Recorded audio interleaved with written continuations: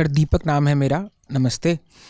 देश के एक जाने माने बुद्धिजीवी हैं, अशोका यूनिवर्सिटी के वाइस चांसलर भी रहे हैं, प्रताप भानु मेहता।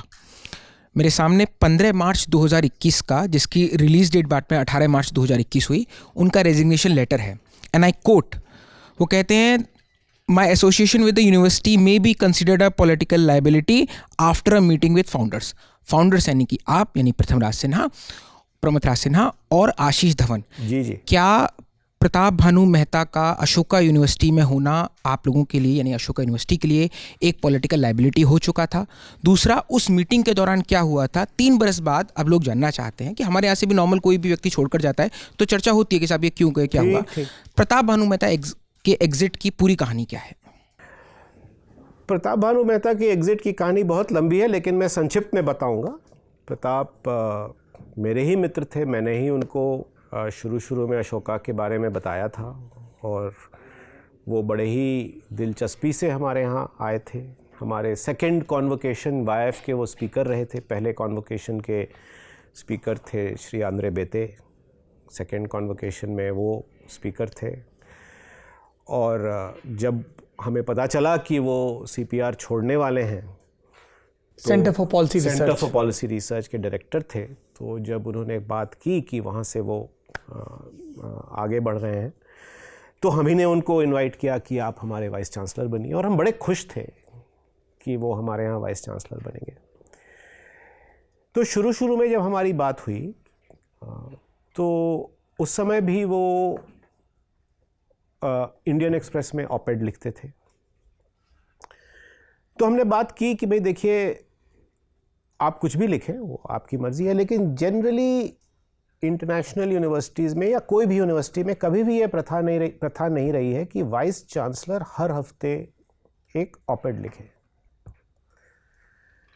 तो आप ऑपेड लिखना चाहेंगे? उन्होंने खुद कहा कि नहीं, हमें ये तो चलेगा नहीं, मैं नहीं कर पाऊँगा और मुझे नहीं करना चाहिए, क्योंकि जो भी मैं लिखूँगा उससे यूनिवर्सिटी को एसोसिएट किया जाएगा, तो मैं लिखना बंद कर देना चाहता हूँ अगर मैं ये पोजीशन लूँगा।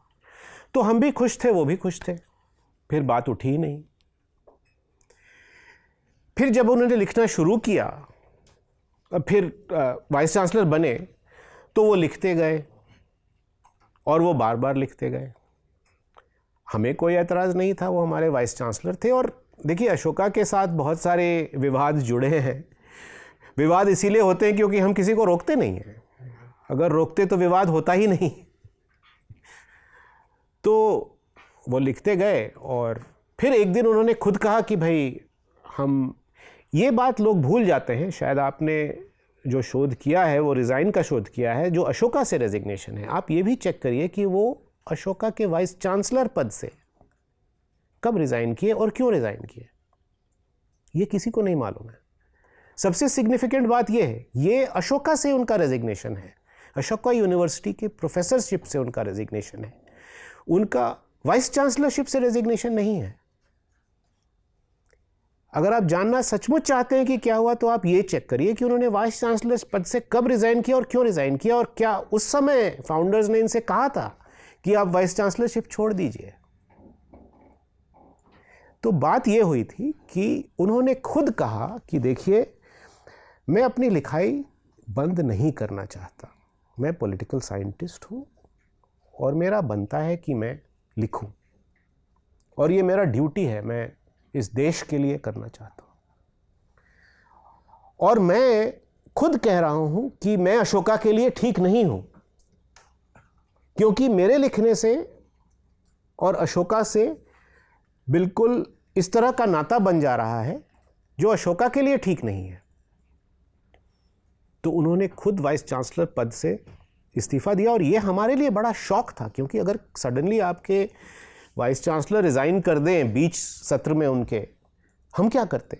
और हम बड़े डिसअपॉइंटेड थे। हम तो कह रहे थे कि भैया, आप क्यों छोड़ रहे हो यार, आप लिखना बंद कर दो, प्लीज़ रह जाओ, आप अच्छे आदमी हो, आप वाइस चांसलर हो, चला रहे हो, यूनिवर्सिटी बनाओ ना, आप क्यों लिख रहे हो? तो हमें मानना पड़ा उनकी बात। बात ये भी हुई थी कि वो उसी समय यूनिवर्सिटी भी छोड़ना चाहते थे, इसी वजह से वो यूनिवर्सिटी भी छोड़ना चाहते थे। उस समय हमने उनसे रिक्वेस्ट किया कि भैया आप मत जाओ, क्योंकि अब आप जाओगे तो फिर और बवाल मचेगा, लोग सोचेंगे कि भाई क्यों छोड़ के चला गया। लोग सोचेंगे कि नरेंद्र मोदी सरकार के दबाव में अशोका यूनिवर्सिटी के फाउंडर्स ने प्रोफेसर प्रताप भानु मेहता से इस्तीफा लिखवा लिया। जी, तो यही तो डर था, और इसीलिए हमने कहा कि देखो आप वाइस चांसलर से रिज़ाइन कर लो, लेकिन थोड़े दिन और प्रोफेसर रहो, और जब इस बीच में अगर आपको कोई प्रिंसटन यूनिवर्सिटी से जिनका कहीं और अगर आपको जाना हो तो हम आपको सपोर्ट करेंगे, लेकिन इस बार भाई भैया मत रिज़ाइन करो, नहीं तो कंट्रोवर्सी हो जाएगी।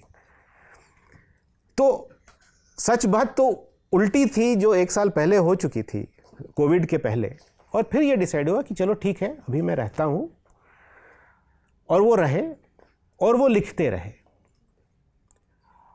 अब वो जब लिख रहे थे तो हर बार जब वो लिखते थे तो बवाल उठता था, क्योंकि वो तो बिल्कुल सरकार के अगेंस्ट कॉन्स्टेंटली लिखते थे। He was very critical of the government. अभी भी है, हमेशा से है, सब लोग जानते हैं। तो जब वो इस तरह से लिखते रहे तो हमारे पास नेचुरली बड़े दबाव आते रहे कि भाई देखिए आप ज़रा उनको कहिए कि भाई क्यों इतना पीछे पड़ के लिख रहे हैं। अच्छा, हमने उनको कभी नहीं कहा कि आप अपनी चीज़ें बदलिए, उन्होंने तो कहा था कि हमें लिखना है, हम कह रहे थे कि भाई आप लिखो, आप, हम रोक नहीं सकते ना भाई किसी को, और कभी रोका नहीं, इसीलिए तो बवाल उठा। तो उसके बाद क्या हुआ कि कोविड हो गया, तो वो जो 1 साल की बात हुई थी कि वो चले जाएंगे, वो हमने सोचा ही नहीं। वो कोविड में हम निकल गए, वो सेमेस्टर आया चला गया। तो जब वो लिखते रहे और कोविड भी ख़त्म हो गई, तो कोविड के ठीक बाद जब हम मिलने लगे तभी आशीष और हम उनसे मिले, हमारे घर पे बात हुई थी, इस तरह से बात हुई थी जैसे आपसे बात कर रहे हैं। हम लोग सब भले लोग हैं यार, हम लोग किसी को निकालते नहीं हैं। हमने कहा कि सर देखिए ये हो रहा है, अब आप, हमसे बात हुई थी कि भाई एट सम पॉइंट, हमने 1 साल की बात की थी, हमने कहा नहीं तो आपको क्या लगता है कि ये करना चाहिए या नहीं करना चाहिए। ही सेड कि हाँ। अच्छा, उस समय उन्होंने एक बड़ा ही कटाक्ष किया था मनोहर लाल जी पर, खट्टर जी पर, जो कुछ रिजर्वेशन की बात आई थी, तो उन्होंने प्राइवेट सेक्टर में तो उन्होंने खूब लथाड़ा था उस पर। तो हमने उनसे बात भी की कि सर आप तो खट्टर साहब को जानते हो, हमारे साथ काम करते हैं, आप खट्टर साहब के साथ मीटिंग में जाते हो, हम CMGGA प्रोग्राम चलाते हैं उनके साथ। क्या है ये प्रोग्राम? हमारा एक प्रोग्राम है CM chief ministers good governance associates program, जो हम सारे देश से 25 युवाओं को ट्रेन करके हरियाणा गवर्नमेंट में इंडक्ट करते हैं, और वो हर डिस्ट्रिक्ट, हर डेवलपमेंट कमिश्नर के साथ हर डिस्ट्रिक्ट में काम करते हैं। ओके। और वो डायरेक्टली चीफ मिनिस्टर के साथ काम करते हैं। बड़ा ही सक्सेसफुल और इफ़ेक्टिव प्रोग्राम रहा है ये। उनके लॉजिस्टिक्स, वो सब का खर्चा अशोका उठाता? नहीं, अशोका नहीं उठाता, डोनर्स देते हैं। डोनर्स देते। हम अपने खर्चे से उस प्रोग्राम को एक प्रोग्राम टीम देते हैं, रन करते हैं। And they get to work with the chief minister and directly with DC divisional commissioner. जी। तो ये बहुत ही सक्सेसफुल प्रोग्राम रहा है और इसकी बहुत नाम है। बहुत सारे गवर्नमेंट्स ने ऐसे प्रोग्राम्स शुरू करने के प्रयास किए हैं। PMRDF हुआ करता था मनमोहन सिंह जी के टाइम में, सारे प्रोग्राम्स अच्छे नहीं चले। इस प्रोग्राम को हम 8 साल तक चला चुके हैं, और अभी कुछ लास्ट वीक हमने इस प्रोग्राम का क्लोजर किया, क्योंकि खट्टर साहब यहाँ आ गए, मनोहर लाल जी। तो बड़े अच्छे रिलेशनशिप्स थे, प्रताप उस मीटिंग्स में जाते थे उनके साथ। तो हमने कहा कि देखो हम आफ्टर ऑल हरियाणा के यूनिवर्सिटी हैं, तो जिस तरह से आपसे बात हो रही है, साफ साफ बात हो रही थी, वैसे साफ साफ बात हुई। तो उन्होंने कहा कि देखो हमें भी लगता है कि अब टाइम आ गया है कि मुझे निकल जाना चाहिए, क्योंकि बात हो चुकी थी ना। पिछले रेजिग्नेशन जो उन्होंने रिजाइन किया था, हमने थोड़ी कहा था कि आप वाइस चांसलर, हम क्यों चाहें कि हमारा वाइस चांसलर रिजाइन करे। तो जब उन्होंने कहा, हमने कहा कि चलो ठीक है। बवाल इसलिए उठा मेरे हिसाब से, और चूंकि आप पूछ रहे हैं और मैं टेलीविज़न पे बोल रहा हूँ, मेरा ये व्यू है, उन्होंने अपनी व्यू बताई और हमने कभी नहीं अपनी व्यू बताई। मेरा मानना यह है कि उसके बाद जो लोग उनके साथ थे उन्होंने कहा कि आप कैसे कर सकते हो, मत छोड़ो आप। जबकि हमारे सामने जिस तरह से मैं बात कर रहा हूँ, बात हुई कि जैसे हमने बात की थी कि छोड़ना है, अभी कर लेते हैं उसको। हमने उनसे कहा था, बात ये भी हुई थी कि आप इस सेमेस्टर की कोर्सेज कंप्लीट कर लें और उसके बाद आप रिज़ाइन कर दें। अब हुआ क्या कि उन्होंने, जब वो वापस गए तो मालूम नहीं क्या हुआ कि वो भड़क गए, लोगों ने उनको भड़का दिया, और फिर सीधे ये लेटर आ गई वाइस चांसलर के पास। फिर अरविंद सुब्रमण्यम ने अपनी रेजिग्नेशन भेज दी एनडीटीवी को। अब आप बताइए कि अगर आप कल सौरभ द्विवेदी के ललन टॉप से रिज़ाइन करना चाहते हैं तो आप क्या सीधे उसको अपने किसी कंपीटिंग चैनल को भेजेंगे कि मैं हाँ, मतलब उनको सीवी भेज सकते हैं ये। हाँ, पर रेजिग्नेशन तो मुझे ही भेजना पड़ेगा। अब हम लोग अवाक थे कि भैया आप क्यों इस चीज़ पे प्रोटेस्ट करके रिज़ाइन कर रहे हो? आपको तो मालूम भी नहीं कि क्या हुआ, आपको भी नहीं मालूम है कि क्या हुआ, उनको भी नहीं मालूम है क्या हुआ, आप क्यों इस तरह से कर रहे हो? तो अगर आप जानना चाहते हैं कि क्या हुआ तो बस ये हुआ। और उसके बाद खैर बवाल खड़ा हो गया। और होता क्या है कि जब इस तरह के, और इंस्टीट्यूशन बिल्डिंग की बात आपने की, जब इस तरह की घटनाएं होती हैं तो आप तू मैं पब्लिकली नहीं करना चाहते, उससे इंस्टीट्यूशन पर और भी बड़ा आंच आता है। तो हमने ये सब बात आज तक कभी भी नहीं कही है किसी के साथ। और मैं आज जो बोल रहा हूँ मैं थोड़े संकोच से बोल रहा हूँ कि ये सब बात जब निकलेगी तो शायद और भी बवाल उठेगा, लेकिन मैं बोल रहा हूँ कि ये सच बात है, इसमें कुछ छिपाने वाली बात ही नहीं है।